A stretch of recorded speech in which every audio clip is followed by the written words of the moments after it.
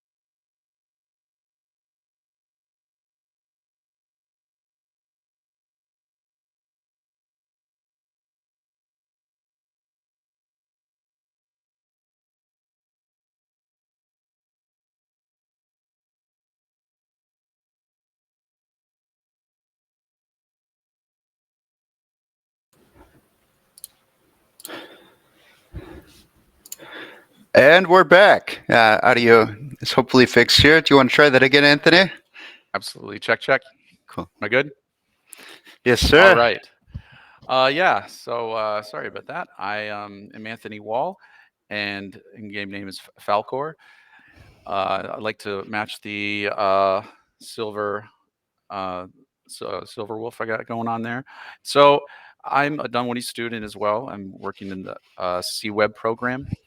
And a little bit about my gaming experiences. I've started from the arena shooter era, mid 90s or late 90s, early 2000s, might be dating myself.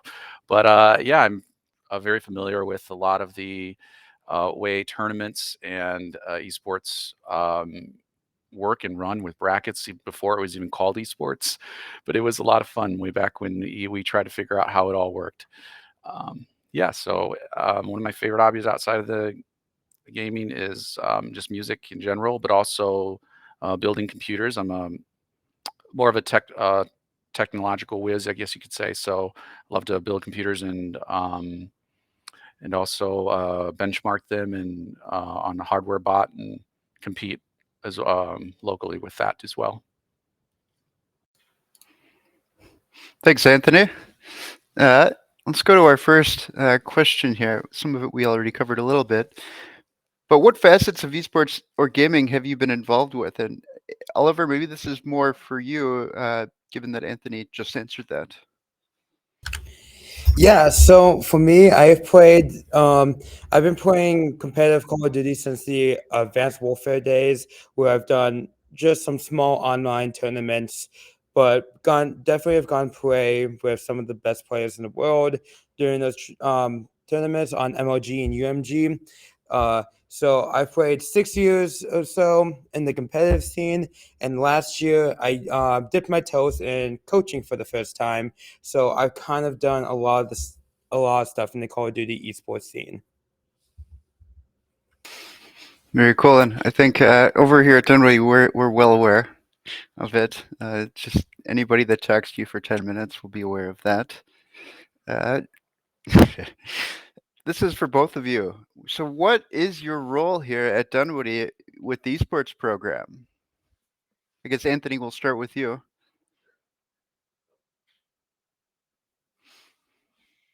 Let me get there. There we go. Yeah, absolutely.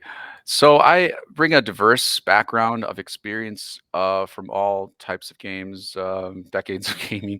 But my primary role, I came to the program offering some of that experience in with aiming as well as more of like an aim coach or assistant coach in a general FPS first person shooter type fashion. But I also draw from a lot of my other experiences. I used to play RTSs, way back in the day when it was like one like Command and Conquer or Total Annihilation. Those are my go-to games. So or Warcraft. Warcraft 3 Frozen Throne was another good one. But yeah, so I bring a lot of that experience to my role here at Dunwoody. I'm going to be working with the Valorant team, who also took on the League of Legends game. So they brought a lot of those aspects of skills and abilities into the first person shooter genre. And a lot of it has been uh, worked into it in a very unique way, but it's really fun to see how they did it. So I'm going to be sharing a lot of the tactics that I've learned, not only through my arena shooter experiences and also my years of playing like the original like Rainbow Six, Rogue Spears, and um, the big tournaments where there's a world versus the world in like GameSpy versus MSN Gaming Zone. Those are the tournaments I was used to playing in the first person shooter. So along with following all the Unreal tournaments, big names like Fatality. So I'm going to merge a lot of that with my Dota All Stars and Dota 2, or back in my day when it was called Aeon of Strife. I don't know if any of you got that reference, but yeah. So I'm able to morph that and make more of a um, game plan on what those skills, abilities, and synergies and combos, how they can come into play with the first person shooter aspect that Valorant's offering with that with that Counter Strike like experience. Thank you, Anthony. Oliver, would you like to go? Yeah, so my role here at Dunwoody is going to be coaching of the Call of Duty team. Uh, I've spent, like I said, a year already coaching, and what I found out that I'm really good at involving strategy and communication into together and making the players think what they should do in game and helping them think about how they should be moving, how they should be positioning themselves on the map. So my main job is that I'm going to be helping them get the fundamentals of competitive Call of Duty, as competitive Call of Duty and casual Call of Duty are similar, but they're not the same. So I'm gonna help bring a more competitive sense into the from these players who not necessarily have had much experience in the competitive scene. Helping them with call outs is going to be a huge thing that I focus on, and also just how to play maps and how to work the map into their favors. Thank you, Oliver. You both are doing great. So I know experience. We can talk a little bit more about experience. One thing I would like to touch on: aim training. So, what does it take to be a successful aim trainer, coach? And Anthony, this is specifically for you. And for those people that aren't aware, Anthony, his aim training technical prowess is beyond anything I've ever heard about. I mean, I maybe besides the pro seeing, I haven't heard that much in terms of that. But we're lucky to have him. We're lucky to have both of you. So let's talk about that for a little bit, Anthony. Absolutely. Yeah, thanks. So when it comes to aim training, specifically, one of the things I'm going to be not only bringing to Dunwoody, but as soon as we assemble the team and players for Call of Duty and for Valorant in the first-person shooter aspect, is establishing a baseline a lot of people come from different experiences. Some people may be on a brand new to first person shooters and just got really good at Valorant or very good at Call of Duty and say, hey, this is my thing. I want to try to join the team. And other people might be like me who just or is a computer enthusiast, builds computers, knows everything from how to overclock whatever component you need to be, overclock. So a lot of these things translate directly to aim training. So when it comes to components, and specifically learning how to aim and aim training in general, there's a lot of things that people take for granted, and it's not um, and what we want to do is create a uniformity here with the Dunwoody Hawks. And it all starts with the baseline of raw input. And so I won't get into all the specifics. I can save that for a seminar.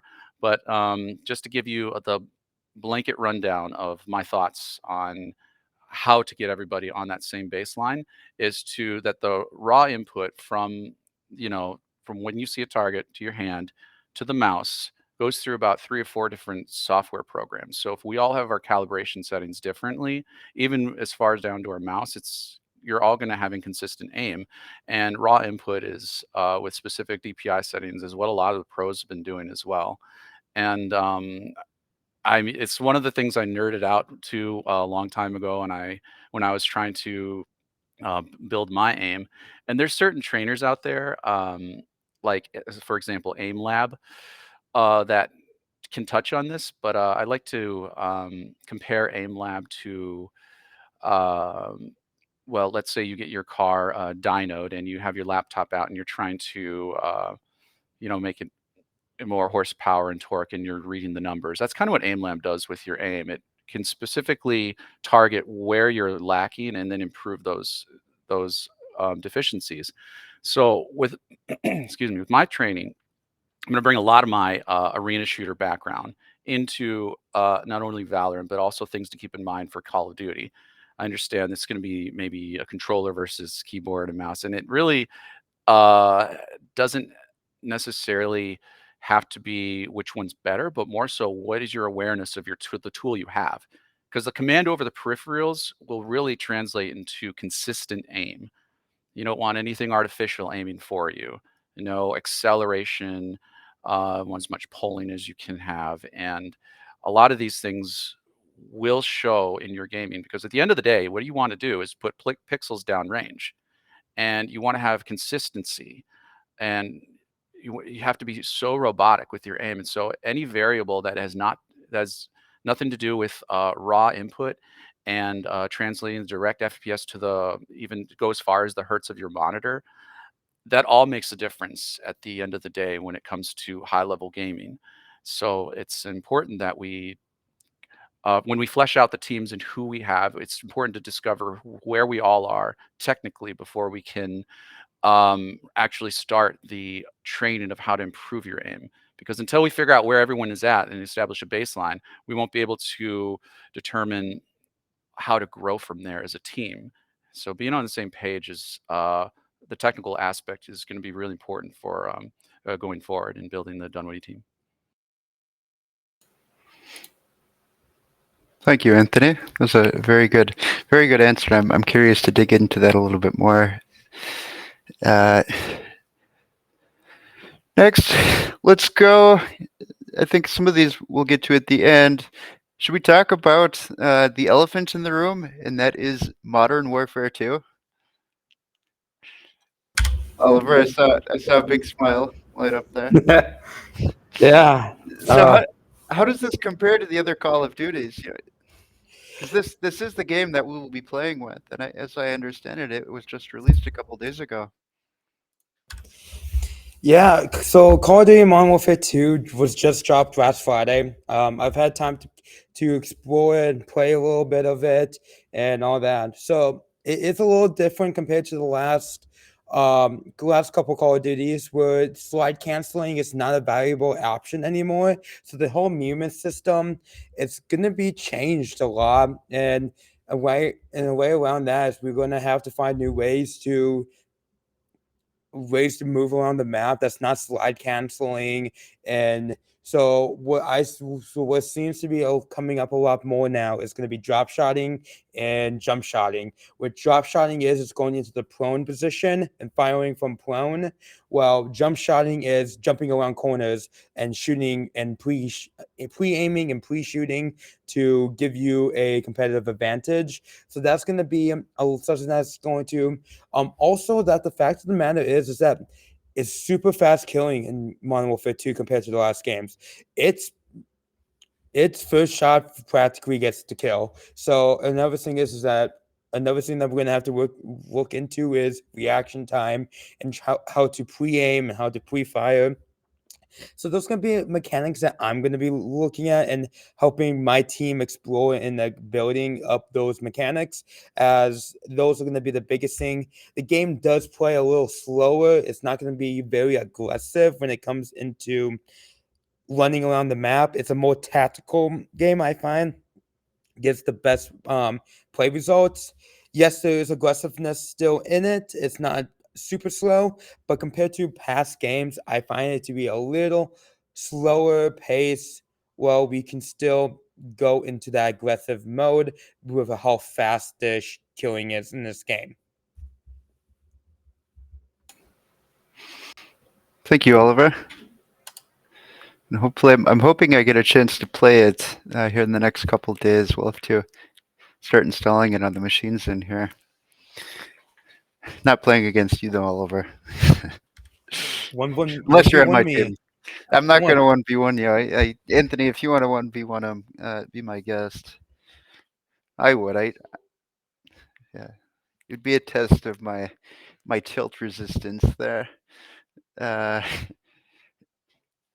so next, let's get into a little bit about training. So I think we'll spend some time on this. Two types of training let's talk about, and we will talk about. And one, aim training, and two, practices. So Anthony, would you like to start off talking a little bit about maybe the software that you'll use and how you'll go about polishing our players' aim? Yeah, absolutely. So when we're talking about aim training, and I mentioned the basis of getting everybody on the same technical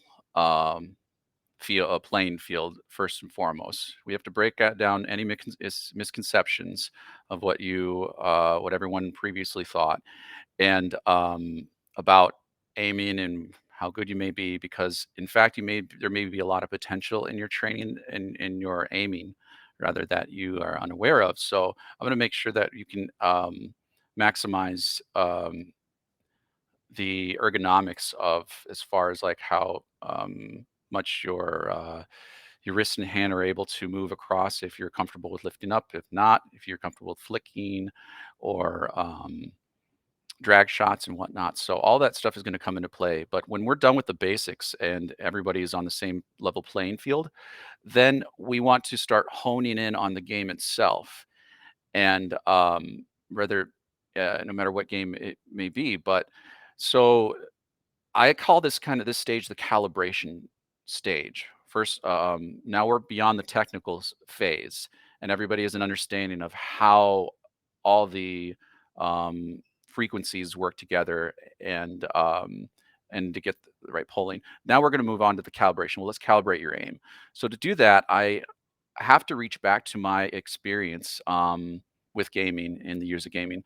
One of the things I always used to do is, and I joke about this with Eric, but it's really a it's something that's helped me through literally every game I play, is going back to my roots of arena shooters, and whether it be something like Quake or something like Unreal Tournament. And there's something specific that I like to do with that.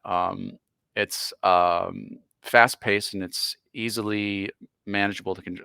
Configurations are really easily managed to where you can on the fly get it going. And playing and training from an older game is really just a aspect of how to point and click and snap to targets, less so than it would be the technical aspect of whatever game you're playing. And anytime I'd pick up a new game, I would always revert back to a good warm-up session with Unreal Tournament.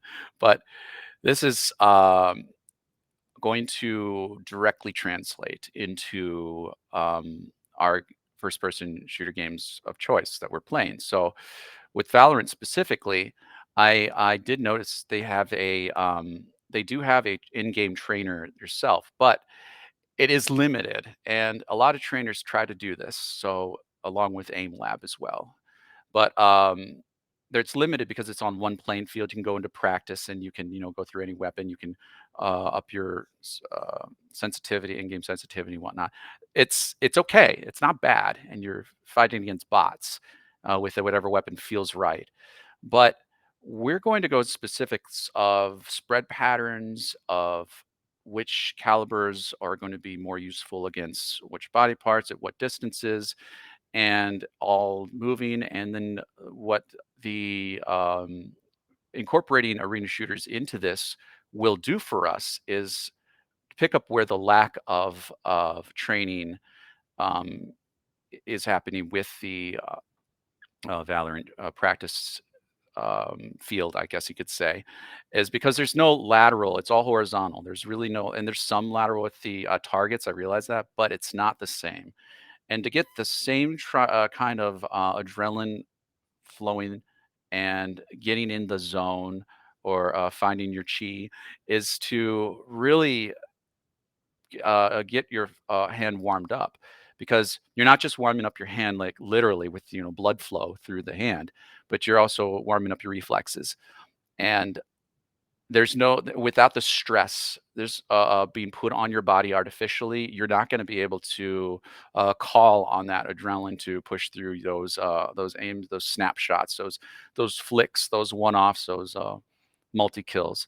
So it's really difficult to replicate that, and that's why I have to lean on my arena shooter experience, because was what I've used for every game and every I've played, and it works pretty darn good. And I played a lot of different games. But the other thing is, once we do get into the calibration phase and we can figure out where our deficiencies lie, then we're going to figure out what weapon type suits you best in your play style. Because I realize that everyone's going to have a different character that they want to gravitate to with their abilities, and that might play differently on what type of gun that you might be more suitable for you. So are you going to go like a shotgun class or assault rifle class? You just don't know. If it might feel better, but is it going to be in support of the team? So it's not just about what you're comfortable with now, because you're comfortable with playing solo, or you're comfortable with playing a team that is not Dunwoody. So we really have to move past the technical phase, the calibration phase, and then we move into the teamwork phase of aim training. Because if we have everybody with ARs, then there's not going to be any crap anyone to clean up the area. If like three guys just rush in, we're going to need somebody with shotgun. Yeah, it's going to be very effective. And then, or even SMG is just something that can uh, effectively cover the deficiencies of only using uh, assault rifles. So we don't want to pigeonhole our experience and what we know because into what's comfortable, because that's being comfortable with mediocrity is not going to give you good results, especially in a team game like that. Thank you, Anthony. So, Oliver, what will your typical practice look like? I'm talking specifically Call of Duty here. So my typical practice for Call of Duty is going to be mainly shot calling, working on making call outs, but also focusing on the team principles. My team is gonna be running off the TCT model, which stands for trust, communication, teamwork. So I want to build a trust in the community of the team. I want to make sure that every player trusts one another to be there for them in the game. I want to build that communication out, because in Call of Duty, communication is one of the most important parts about it. Is if basically if there's no mini map, if my teammates can tell me, hey, there's a person on green truck, he's going to be at one shot. So that's telling me where the enemy is. That is telling me that the one shot that allows me to be able to make that play to eliminate him from the map, to eliminate him. So that communication part is going to be a huge thing that I'm going to focus on, because I personally believe communication is 50% of Call of Duty. And the 50% is also just is in-game skill, but communication is being important. So I'm going to be focusing on communication, and and then teamwork. You just gotta work as a team. There's gonna be times where in Search and Destroy, you might want to have a two-man go down the A site, while maybe have a man go down mid map, and then have a guy that rotates through B site. You want to work as a team to be able to push them into situations that necessarily unfavors them, but also would favor you guys as you put them into a bad situation on map. So my practices would be showing players, hey, this is a good place to post up. This is gonna be a good place. This is gonna be a good route for the SMG players go, because a Call of Duty team is going to be made up of 4 players. They're going to have an SMG and 2 SMG players. They're going to have a flex position that can go back before, who would mainly be an AR player, but can also put into another SMG player. But then you will also have your main AR, and these four people need to be able to communicate, work together, and trust one another. So I will be focusing on the TCT module that I actually learned from the Minnesota Locker, as that's what they walked when they were talking about when they went in the Major 5 victory 2 years back and did a reverse sweep on a best of 9. And so I'm going to be learning a lot from watching the Minnesota Locker, trying to bring what they're doing into my practices. And another thing that a lot of my practices are going to do is scrims. Scrimming is going against other teams in mocked games. So you can have a hardpoint scrim, which would be multiple just hardpoint matches with all the competitive rule sets against other teams, as the best practice for Call of Duty in a competitive level is just playing as a teams at the same level as you, as they're trying to improve, and you're also improving. So you're actually helping one another. So no one's getting that competitive gain for team wise. So scrimming is very important because it gives you that in-game experience that not just practicing can't give you with shot calling.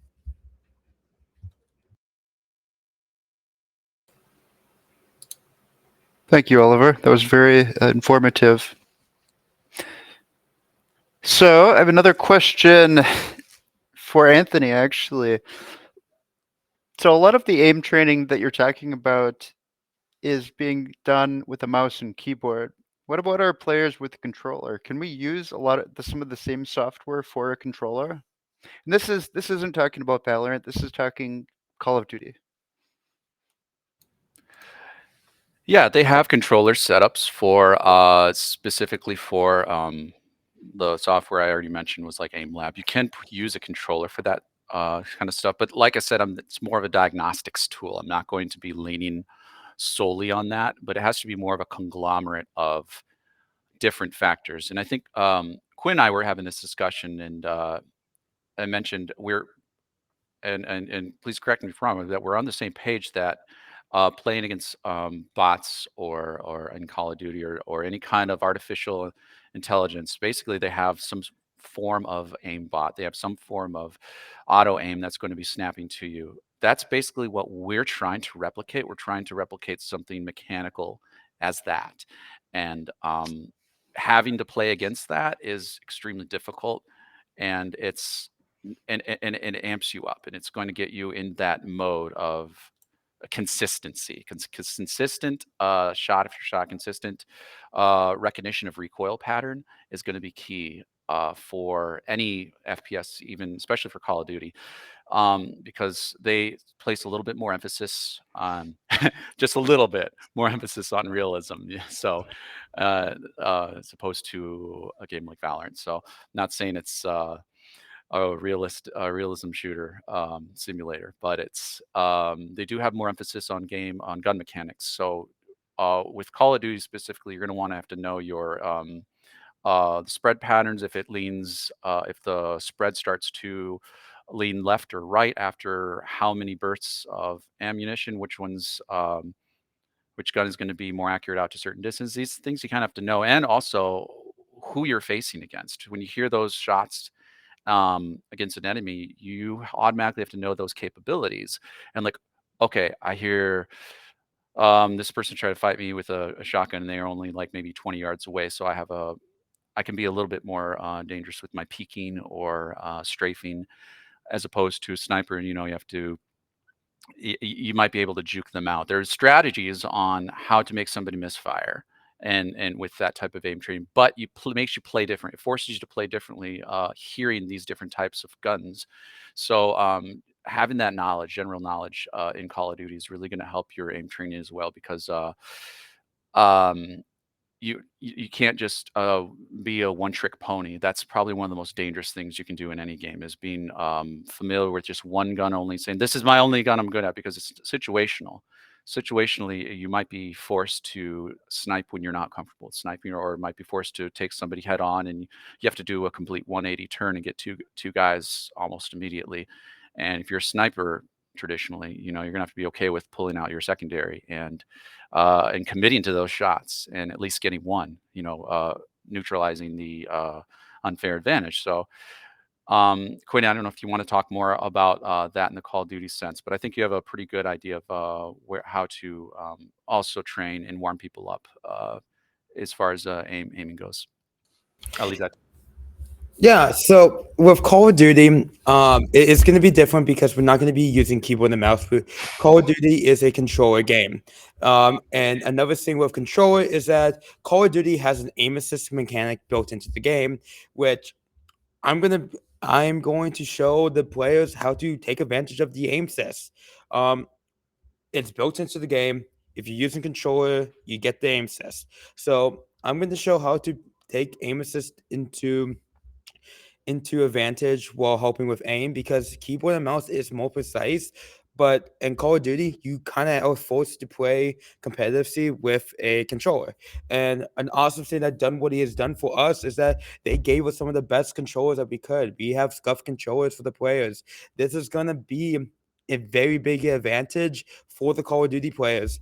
The scuff controllers have buttons on the back, so you don't have to move your fingers off the buttons of so that you'll be able to do jump shots easier. You would be able to do all these complex movement a lot simpler compared to a controller player.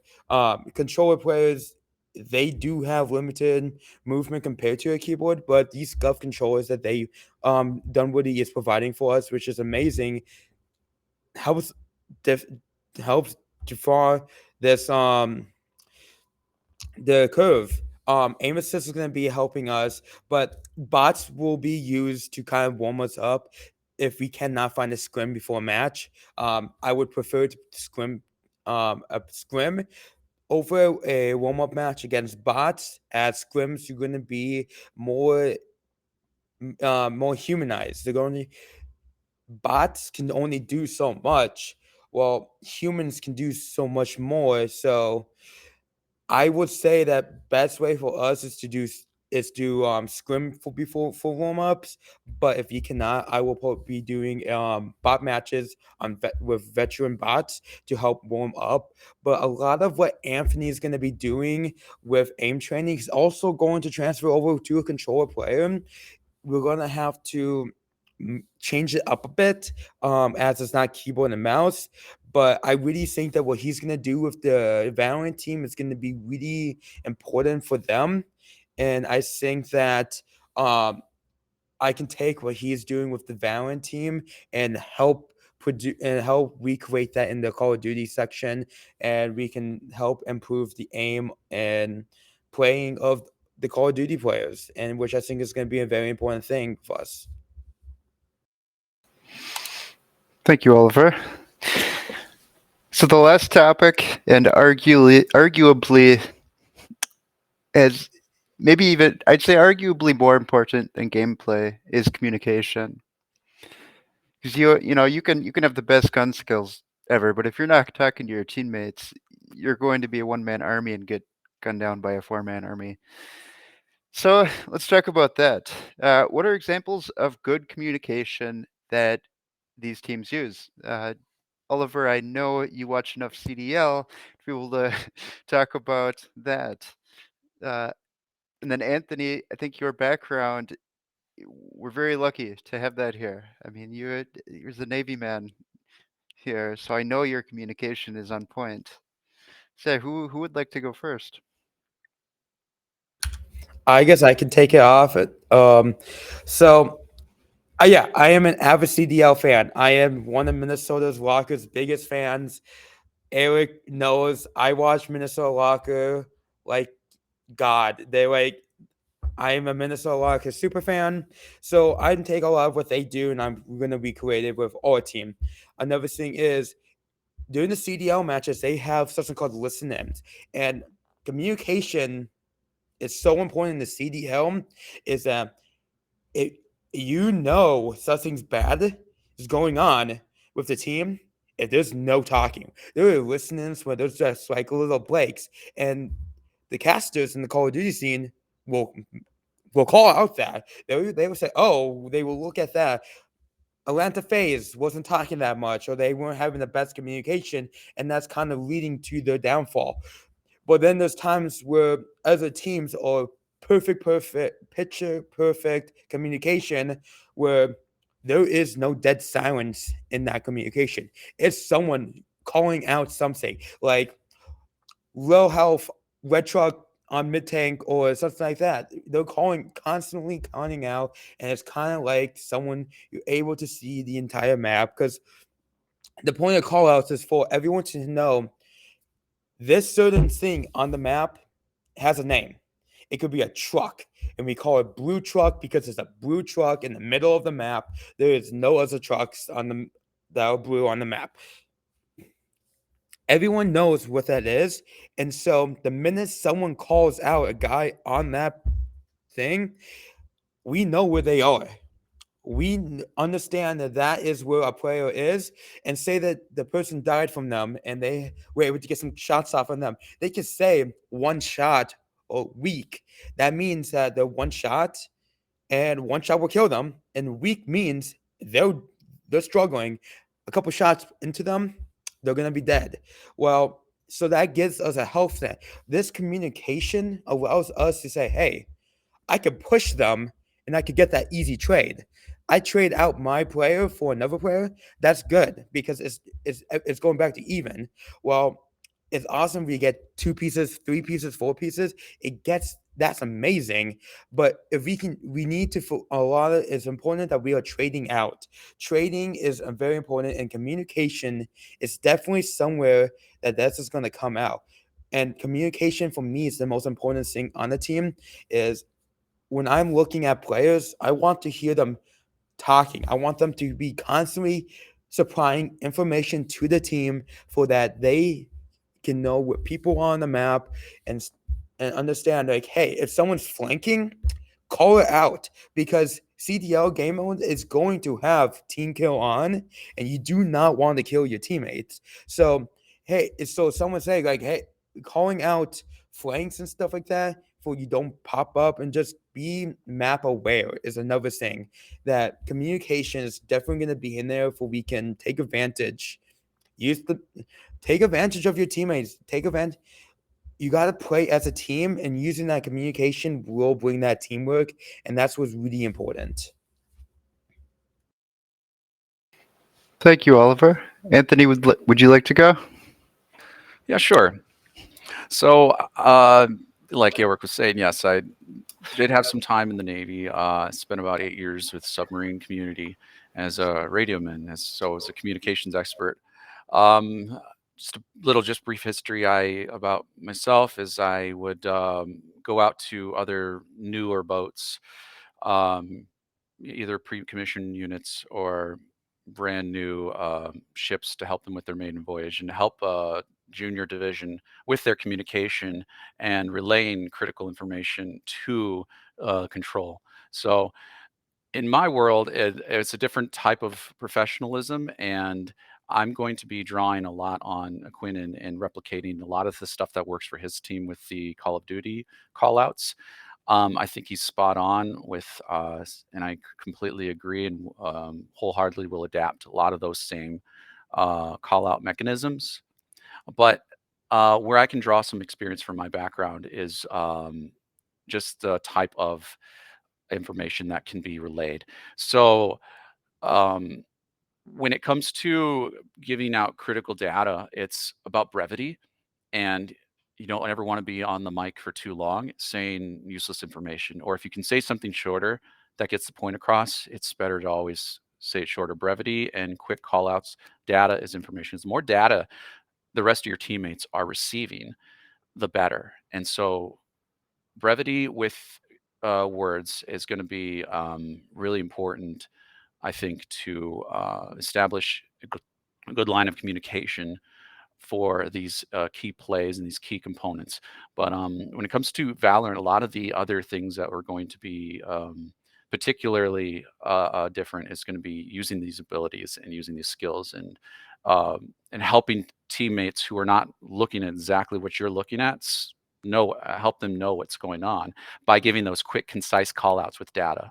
So the more data, the better. And merging that with that TCT model that I will also be adapting and adopting into the Valorant program, communication overall in a professional sense is going to be really important. And that also it to the also to the point where it's not just good communication, but it's I don't want to say the word tactical.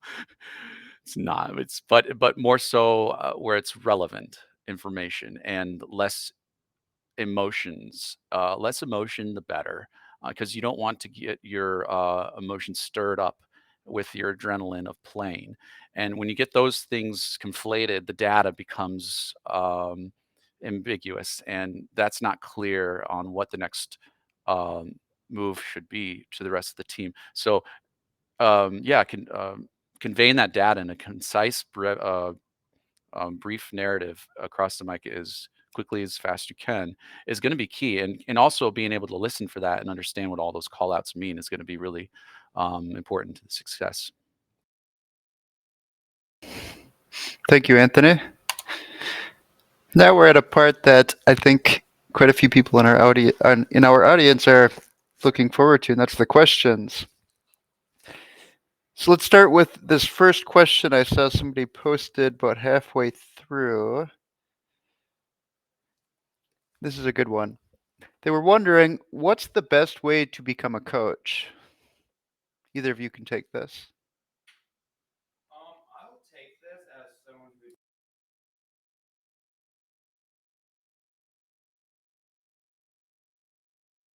who. The best way for you to become a coach is going to be experience. And the way what I mean by experience is, like I said, I played 6 years from Advanced Warfare, and just understanding basic competitive Call of Duty and the fundamentals of competitive Call of Duty is now teaching the other people the skills I've learned over the years.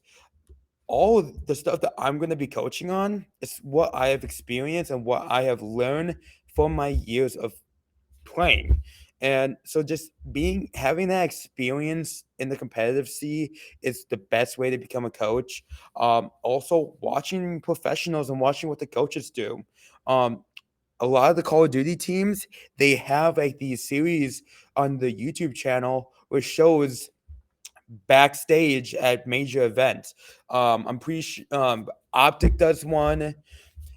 Locker makes one. They show them, and there's a lot of it is the coaches talking about it, talking to the teams. They're kind of taking the information that you get from watching as the coaches and building off that.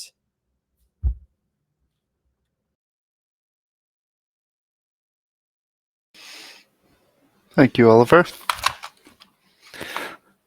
Let's go with the next one here.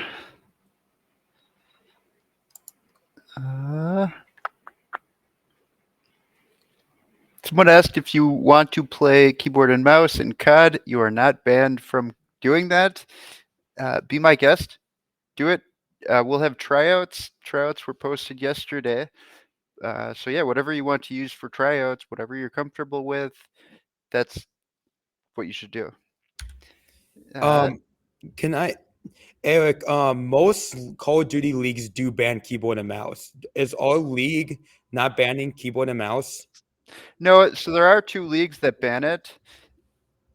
So that's a good point. So we'll be doing some in-house stuff where we can use keyboard and mouse. Thank you for mentioning that. That uh, slipped my mind. So yeah, NACE and NECC, you have to use controller with them.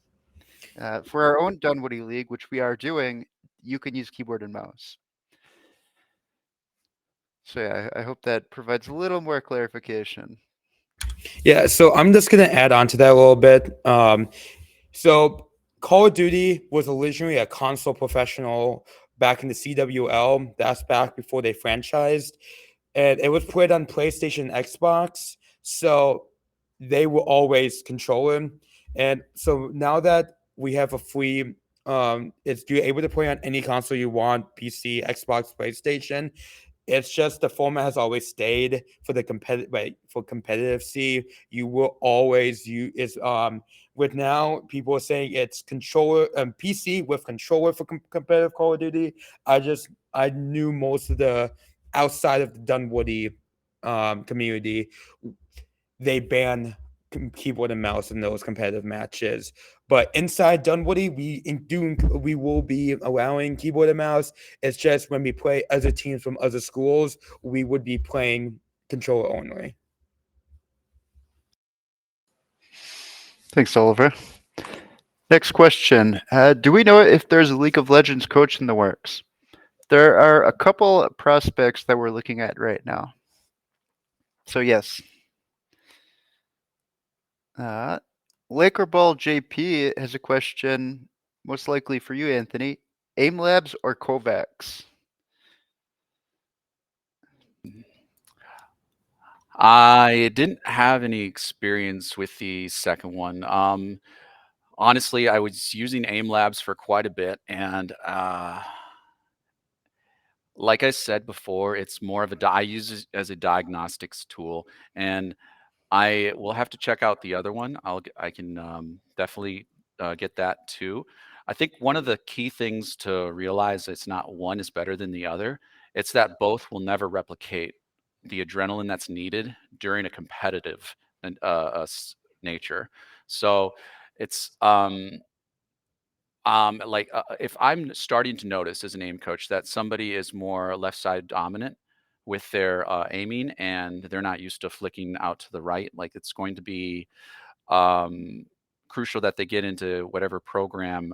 But I would like I'm familiar with aim lab, so I would say aim lab would probably be my preference. But that has a more uh, like a specific tool set for working on like a weak side.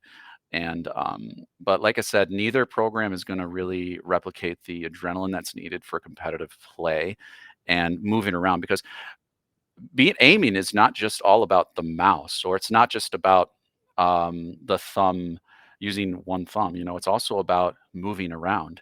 And they try to replicate this with these semi obstacle courses that you can move through, but it's never quite right. Coming from years and years of lots of warming up and practicing with the different types of games, different types of shooters. One thing that I love about arena shooters in general is that you're looking all around in a complete 360 view, up and down, and you are forced to adapt to any situation, every situation, and not just sitting around with your mouse. Because I could I could do aim labs all day with just my mouse and not really touch the WASD move keys, and that's going to be a big problem when trying to directly translate that to competitive play. Hope that answers your question. I think that should suffice. Good answer.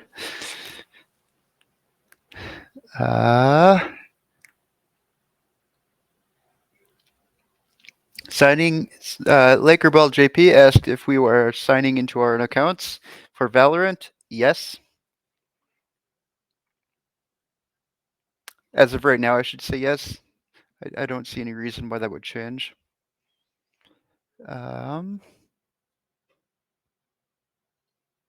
It looks like that is it.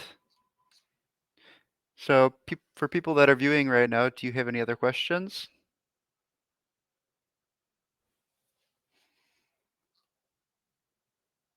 We'll give it about 30 seconds.